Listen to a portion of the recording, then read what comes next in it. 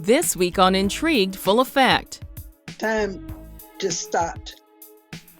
The day that I watched her walk into her boss's house is the last memory of seeing her that I have. I'm Chandrea Thomas, and welcome to episode 32. In this podcast, I talk about curious cases, disappearances, and other stuff. And in this season 2 finale, I'm talking about the curious case and disappearance of 18-year-old Cleashindra Hall from Pine Bluff, Arkansas. On Monday, May 9th, 1994, her mother dropped her off at around 5 p.m. at her job at the 5000 block of Fawcett Road.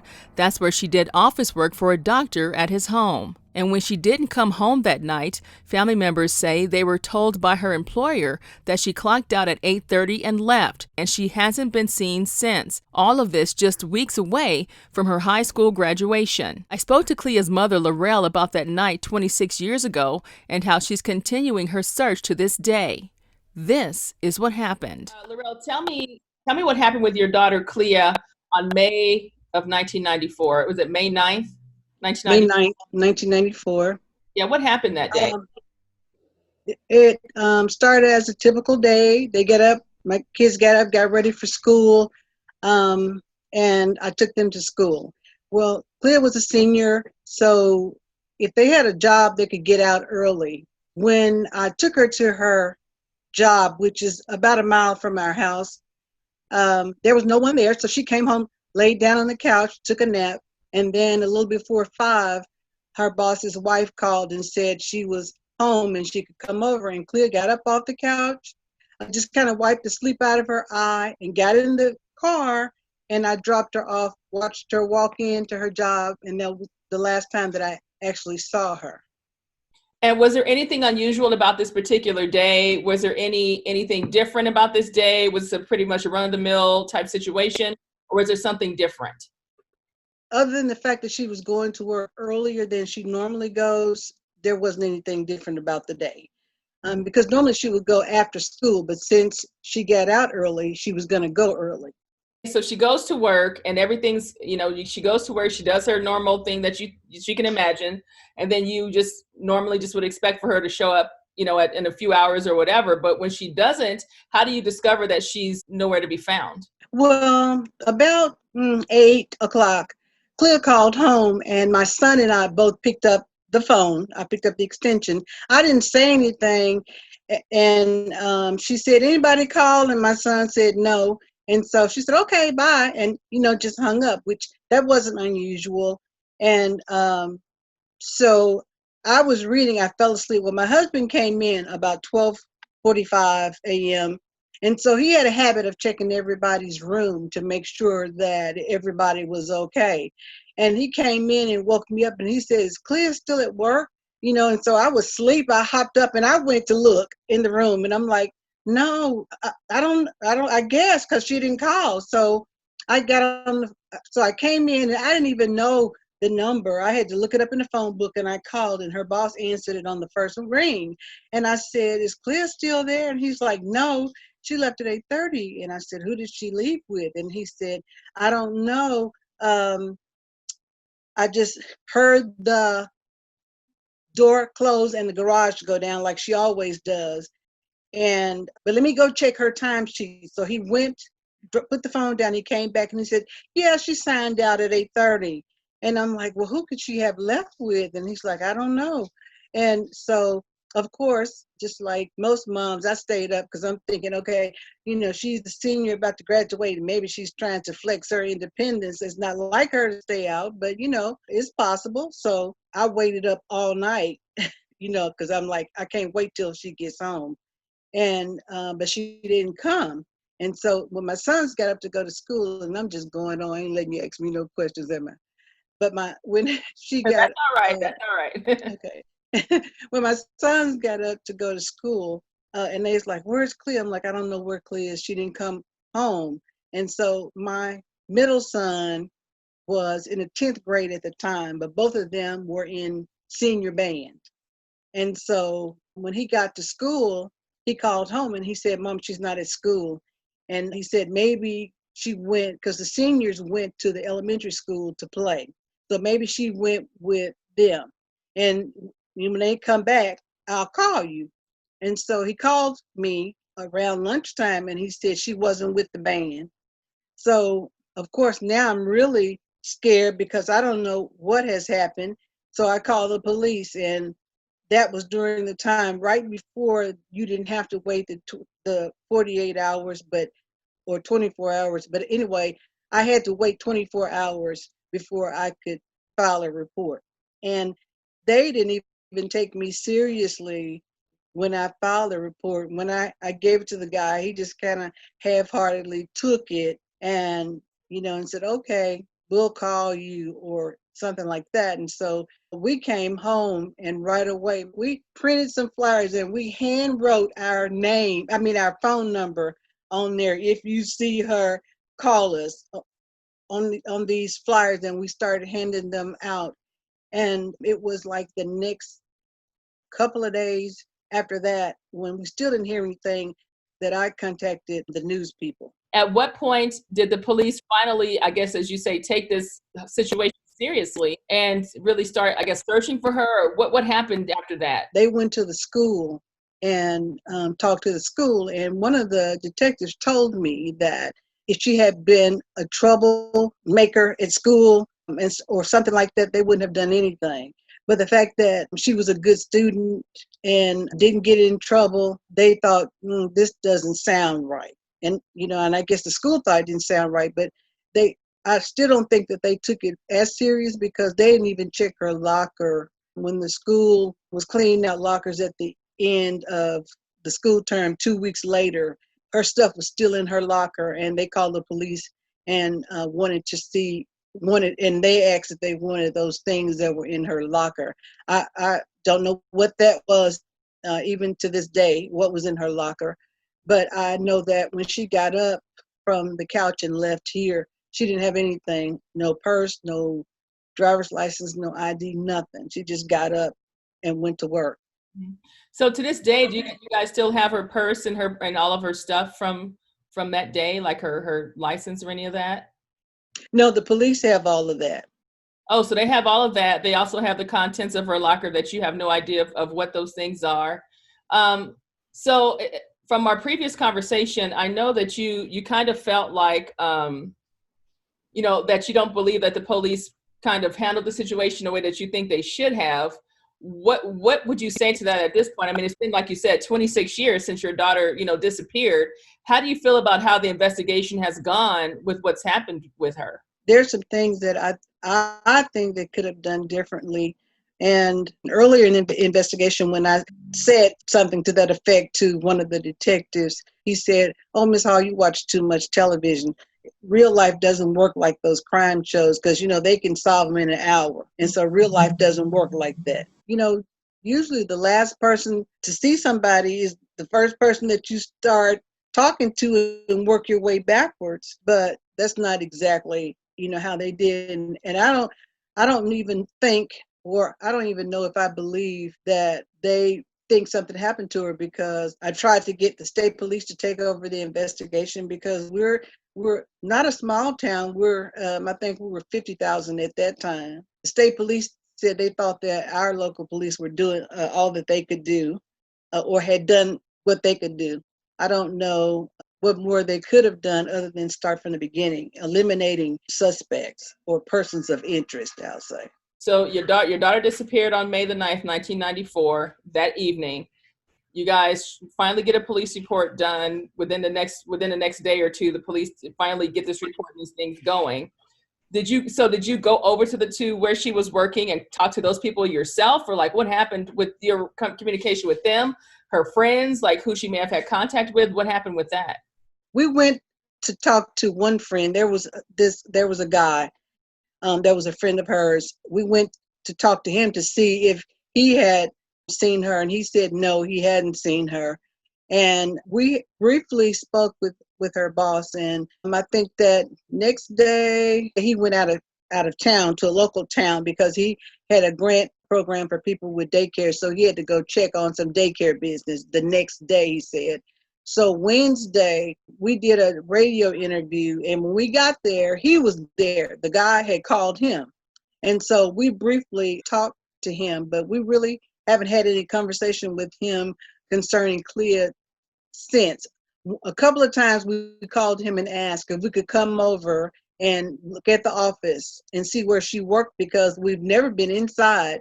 And he said that whenever we would ask, I think we've asked a couple of times, and he would say he had a meeting to go to, or on one occasion he had a meeting to go to, and he said, I'll call you when I get home. And so he called us on Wednesday at 7 o'clock when he knew we were at church, and said, I'm at home now, y'all can come over. He left a message on the answering machine. But other than that, we hadn't had any conversation with him concerning Clea. We did talk to a few of her friends, but because we didn't really know much about the police, but we really hadn't had any dealings with the law. So from what we watched on television, we were going to let the police investigate, do the talking to witnesses. And, they asked us some names of her friends, and we gave them names and addresses of where they could find the friends. And we hadn't even really had any conversation with the friends. Because I'm thinking about all the things that police do, right? Not all the things, but, just some of the things that they would come in and maybe get DNA. I know it was 26 years ago, but I'm wondering, did they get any of that stuff? You said they have her purse, they have her stuff, contents from her locker. Was there anything else that they did that made you feel good? Was there any searches? Did they go out and look for her? Did you guys go out and look, have certain places you looked? I'm very curious to see kind of what took place within that maybe 1 or 2 week period of her disappearance, to kind of figure out what was happening, We had some searches that Wednesday, I think 2 days later, some of my church members came over, and across the street from his house, even though there's a house on the corner, there's a wooded area right in front of his house. And so some of my church members went in that area and started looking. And then we had a couple of searches with some people in the community, and I kept thinking, we're not going to find her in the woods, but because people wanted to search, we've searched. And I've been in a lot of woods. And, before this, I was like kind of terrified of being in the woods, but we've been in a lot of wooded areas, looking for clues related to Clea. And through all of that, you guys were never really able to find anything, right? We didn't find anything, and her boss didn't help us search either. And that's, another strange thing about that, because he didn't help us search. He didn't help us put up flyers. As a matter of fact, he paid people to take down flyers. So he just hasn't done enough to help the police eliminate him as a person of interest. That's their new term. As far as everyone that the police talked to, they talked to this doctor. They spoke to, was it a male friend and a boyfriend that she had? And that was pretty much the list of people they talked to? No, just the male friend. And he wasn't a boyfriend, he was just a friend. They talked to him, questioned him, and then they talked to some of her school friends. As far as your daughter's information, like her social security number, any of her identification, has anything of her ever been used? I don't know if she had a bank account at the time. I imagine so if she was working. Has there been any activity on anything that belonged to her since that particular day? There's nothing. Now, maybe a week later, I contacted the FBI, and they in Little Rock, because I had contacted our local FBI, and he didn't really seemed to think it was anything of importance. And, I didn't have any proof that she was taken across state lines. And of course, they don't have a body. So it wasn't really of interest. But I called Little Rock, and then the supervisor in Little Rock came down. And that's when the police decided to come over with the FBI guy. And then that's when they got some DNA. Hairbrush, I think, toothbrush, a hat, I believe. They didn't get DNA from us. We got DNA. I think we went to an event at the state police headquarters in 2011, I think, and that's when they got our DNA. They put you guys into names as well, and they have her DNA in there on top of all of that. Yes, and there's not been any hits on her social security number, driver's license, date of birth, none of that. Mm-hmm. And the timing of this is very interesting too, because this is 2 weeks before she's about to graduate, right? So she's an honor student and all of that. So she had a lot of things going. So I can't imagine why she would walk away from everything when she had these things planned. What was she planning to do, with her life at that point? And that was another thing, I guess, that was, I guess, piqued their interest a little bit, because Clea had one of those little daily planners, and she had written in the planner everything that she was planning on doing up until she went to college. And that was graduation. She was going to go to Boston to do an internship because she wanted to be a pediatrician. And of course, whatever days that she was going to work before she went, or potential days to work before she went to college, she had those in her planner. And, and the police were saying, well, it's not like a teenager to have everything that they're going to do mapped out day to day. She was organized in that manner, planning on things that she was going to do. And it was 2 weeks before she graduated from high school. So the 911 guy said, oh, maybe she just went with some friends, because when my son was in high school, he and some of his friends went to Florida for the weekend, and he drew some money out of the bank. And I'm like, but I'm telling you, she didn't have anything, no purse, no driver's license, no ID. And at that time, cell phones were just beginning. And so she didn't have a cell phone or anything like that. We didn't even have, in our area that we live, we didn't even have caller ID. 2 weeks from graduation, you can do whatever you want to do. And she had went to prom on Friday. She went to an Arcanet ball on Saturday. Sunday was Mother's Day. And so what would make her want to just leave with nothing on Monday? It didn't make any sense. It just doesn't make any sense. So let's fast forward to 2012. Now, 2012 is when there was another development in your daughter's case. Tell me about that. In 2012, there was someone that had given a statement to the police that they had done some work over at Amos's house. And now this is the doctor that she was yes, working for. And yes, let me just ask you really quickly. How long has she been working for the doctor? about a year. For about a year. Okay. Mhm. Okay. So tell me more about this situation. The detectives had gotten a search warrant and went over to search for the whole day. Residents, the grounds, they had a ground radar. Some detectives had gotten a search warrant, and they went over and searched the home. They were there like hours. According to local media reports and the family, in March of 2012, 18 years after Cleashindra's disappearance, Jefferson County investigators and local police spent 6 hours searching the property of Dr. Larry Amos, who was Cleashindra's employer at the time of her disappearance. But there's still no word on what investigators found. Laurel stood outside and watched for hours to find out what she could. Someone called me. I was at work, and someone called me and said they're doing a search down at the doctor's house. Well, I had to drop what I was doing and go. And so we were there probably, I don't know if they started like at 8:30, but we were there about 9 till 5 o'clock in the evening.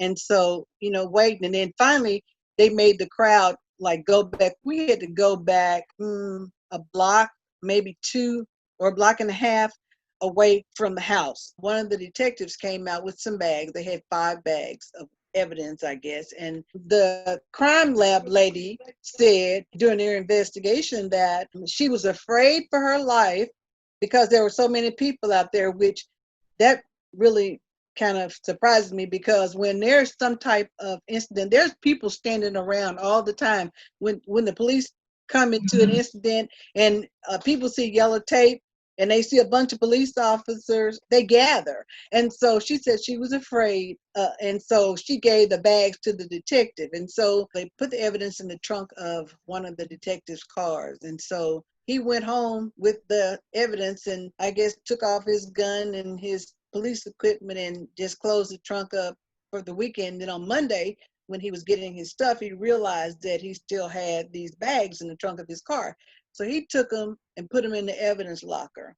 And I don't know what they do with evidence, if the police has to log it in, or what happens when it goes to the evidence locker.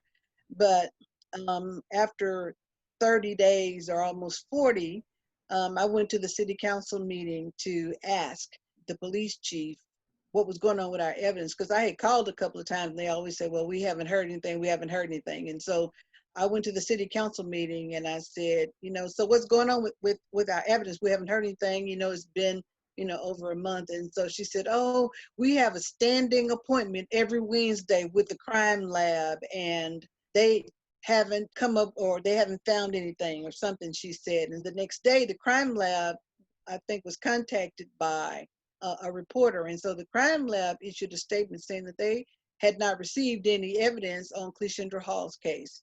And so once the police started investigating what happened to the evidence, in 40 days, it was still in the police locker. Nobody knew that it was there.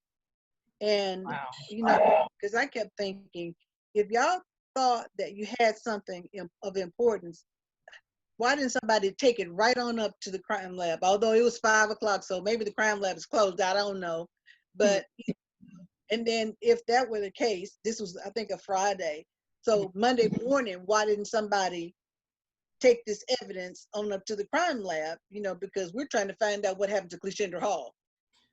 Yeah, because typically, I can tell you this, because I actually did some work on this in the last year or so. When police get the evidence is supposed to be logged, photographed or whatever, checked into the numbered, and put into a locker, and then it goes into evidence. So it should have gone into, there's no way that there should have been a 40-day or 30-day process of processing evidence when that's usually happens in a shift.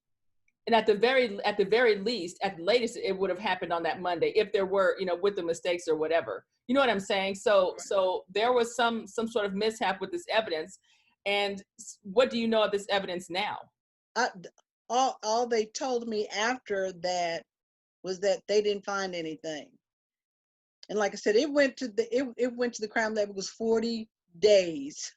40 days after the search that the evidence finally got to the crime lab. How do you feel about that? I mean, this first, for one thing, you wait all these years. She disappeared, 1994. Then some action goes down in 2012, and you guys think you have something going with it. And then all of a sudden, the evidence of whatever it is they gets mishandled. Let's just be honest. That sounds like exactly what happened. And then you're sitting here trying to figure out what's going on. So they go through all of this, and at the end of the day, you get final answers of nothing. How long did it take for them to give you an answer of, oh, we don't have anything? About 2 weeks for them to say that the crime lab didn't have anything. And that was when I requested a meeting with the mayor and the police chief at the time and the sergeant of the detectives. Mm-hmm. Let me ask you this, looking at the time and thinking about where you are, where you live and things like that. Do you believe that this was just a mishap, or do you think it was some racial stuff, like as far as her life not being as significant to some people? I don't want to think that it was racial, but I mean, when Clea disappeared, they had not had a case like this at all. They've had some missing persons report, because I think from May 1994 to January, maybe there were 75 reports, but those were people that weren't where they're supposed to be, and they all were accounted for. But Clea was still the only person that wasn't accounted for. And so they hadn't had any kind of case like this to happen. And so I don't think that they knew what they were doing. And then the detective that was assigned to us, I really don't think that he knew what he was doing. And it's just different things. Like they went to my daughter's boss's home, and when he was out of town, because he had went to Houston that Wednesday or Thursday and didn't come back till Saturday. So on that Friday, they went to his home and spoke to the wife and said, can we see the office where Clea works?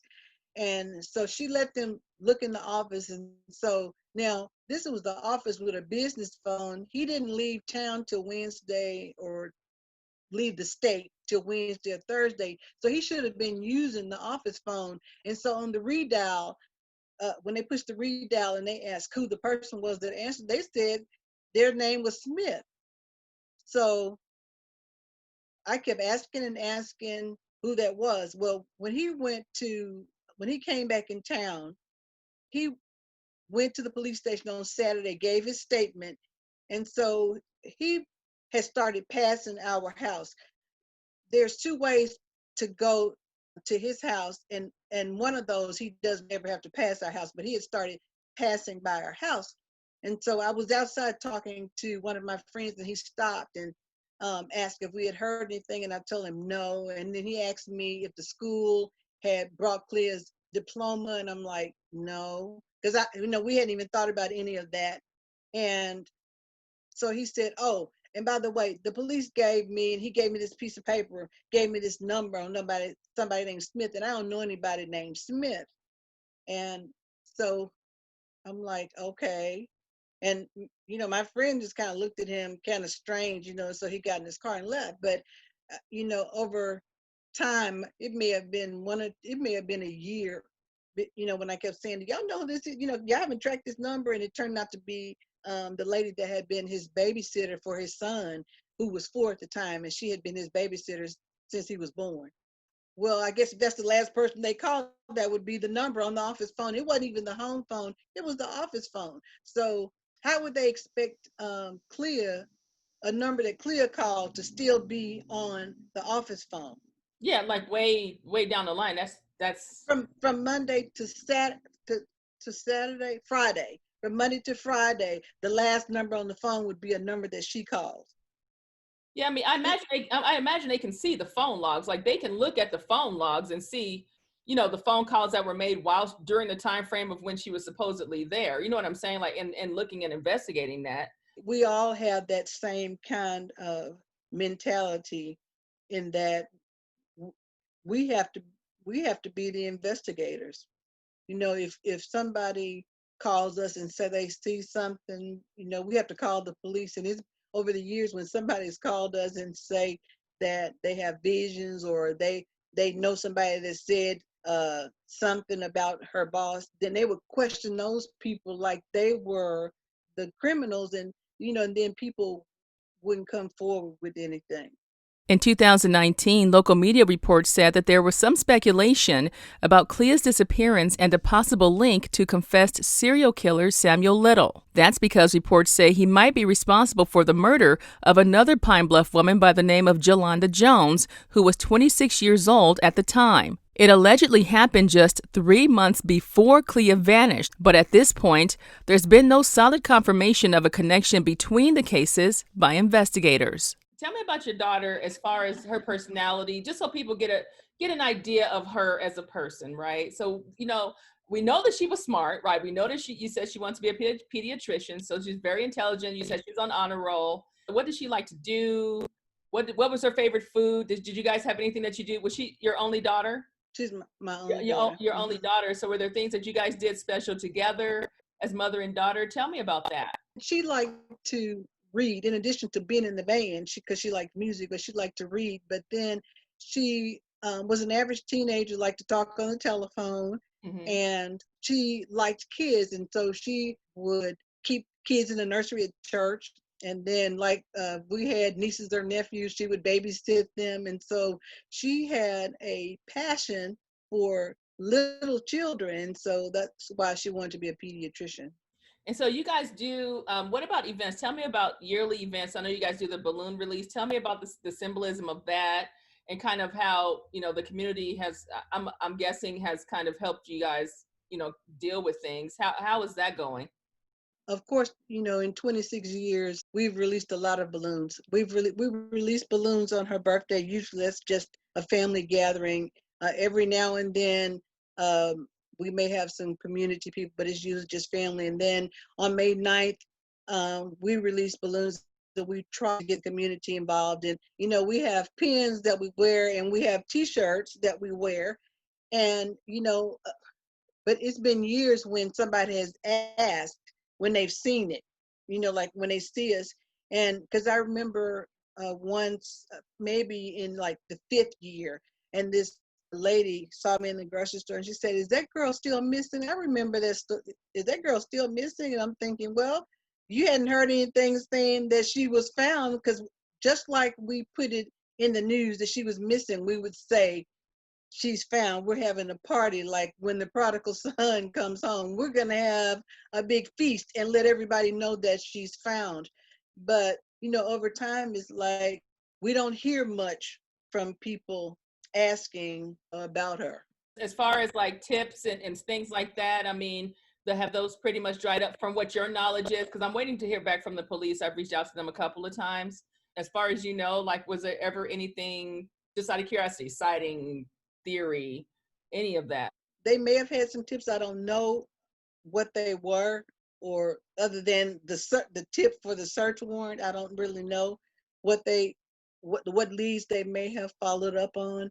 Right now, I know that our case is probably inactive, not closed, but inactive, because it's a cold case, because nobody's come forward and said, I know what happened. That is just really mind-boggling, since she didn't have a car and all of that. So where is Cleashindra Hall? Has there been any age progression pictures made of your daughter since then? Like, how many of you guys had it? Are you planning on doing a new one anytime soon? They've only done one age progression, and they started doing one back in May or March, and they sent us one. It didn't look anything like her or anybody that we knew. And so we sent it back, and I guess they're still working on it. And then the next thing would be, what about a reward for information leading to her whereabouts? How is that going?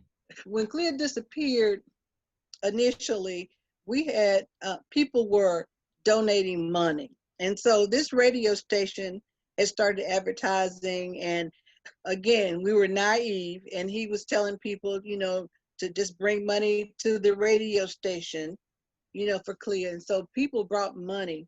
I don't know how much money he collected, but he spent all of it. Right now, there's probably a $5,000 reward that our church and our job put up. So wait a minute, let me get this straight. Wait. So how long after the disappearance did this radio station or whatever start collecting this money? And what did they say they did with the money? What happened? He did. He I'm sure he spent the money, because there were people that said, like this lady that was a patient of mine, she said, our sorority gave a certain amount of money. I'm like, yeah, I did. So she's like, yeah, it was over $500. And so I'm like, we didn't get it. So we started calling him and saying, where's the money? And he had put out flyers with $7,000, $10,000 reward, but we never did see any of that money. So I called the police, and it's like, well, we don't know who gave what amount. I'm like, but what about the people that gave checks? He cashed checks that had Cleashindra Hall Search Fund on them. He cashed those checks. And so I went to the newspaper when I didn't have any help from the police, and I said, if you donated money and you wrote a check, contact me. And so I got some calls from people who said they wrote checks, and those checks were cashed, because I saw some of the checks where he had just signed his name and cashed the checks. And I don't even know how much cash he had, but over the years, somebody has asked us if we want to do a GoFundMe. But, we felt bad asking people for money when they donated, and we didn't have the intelligence enough to know how that was going. So this is a person who was, I don't know where this person, I'm assuming they're not on the radio anymore. He's dead. Oh, okay. No longer alive. Okay. So, yes. Wow. So you'll never really know the full answer to that, other than the people who donated. And that's horrible, to even have that situation. It's kind of like, wow. Okay. On top of this, then this. How long after her disappearance did this money thing happen? It started like a week. Oh, wow. So she just got on top of all of that. A week after she disappeared. In our pre-interview, you talked about there were some things that you wanted to clear up. So you had kind of a few things that you wanted to kind of lay out there, and that you said were inaccuracies about your daughter's story or about her case. So let's get into those things, just kind of run them down so people understand this needs to be checked. Okay. One of the things was Clea, I know people saying Clea was the valedictorian, and she was going to give the commencement speech, and that's not true. And although Clea was an honored graduate, she was not the valedictorian, and she wasn't given the commencement speech. And so I didn't want her story to overshadow the person that was a valedictorian, because people work hard to get to that level. And so I wanted to clear that up. Was it another girl that was the valedictorian who was supposed to? There was somebody else that was the valedictorian, but I don't remember who that was. Okay. Because we actually missed the whole graduation because we had asked the school if they could put a bow on the chair where Clea was going to sit. And they told us no. And I'm like, well, can y'all put a pink ribbon on the robe? And they said no, something about the sanctity of the robes or something. And so we didn't go to the graduation, or my husband and I didn't, but my son did. And they had her class put a bow on her chair, and then they all put pink ribbons on their gowns.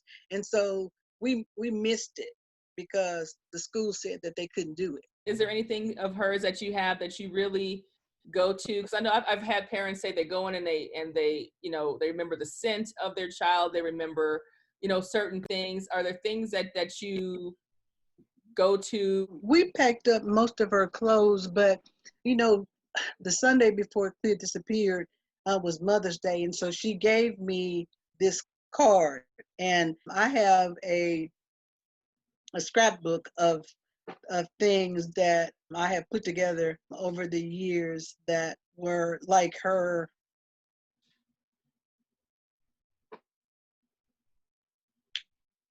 college application, her college letter, accept letter.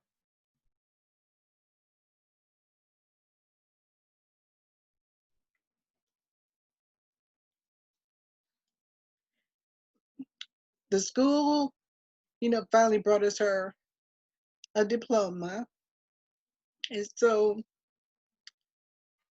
it's just some of those things. I think it's really important for people to get a perspective and understand that just because time passes, this stuff never gets easier. It never gets easier. If anything, it's even more difficult because you've been living all this time with no answers, For us, as far as Clea, time just stopped.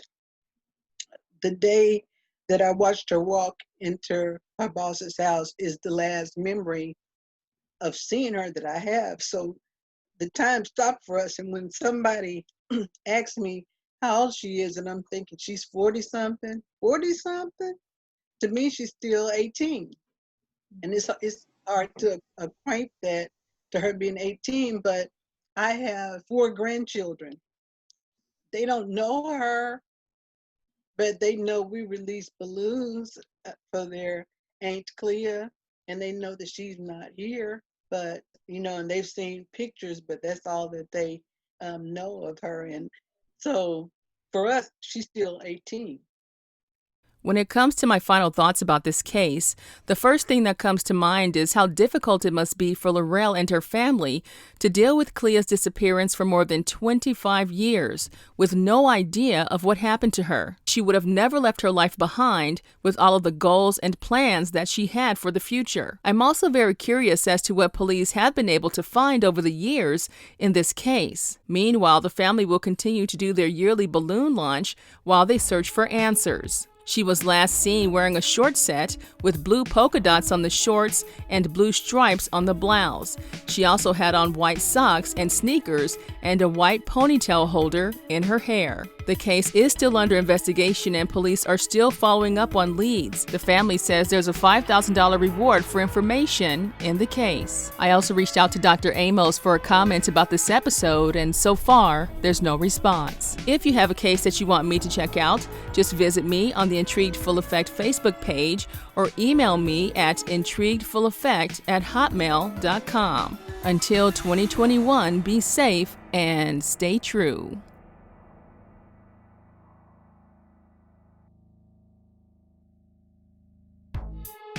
The views, information, or opinions expressed during the Intrigued Full Effect, Curious Cases, Disappearances, and Other Stuff podcast are solely those of the individuals involved and do not necessarily represent those of the host.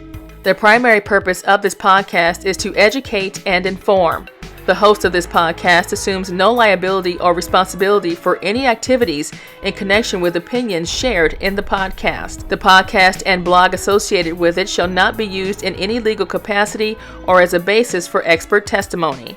Any copyright material in the podcast is approved by the owner or is part of the public domain. Music by Pond 5.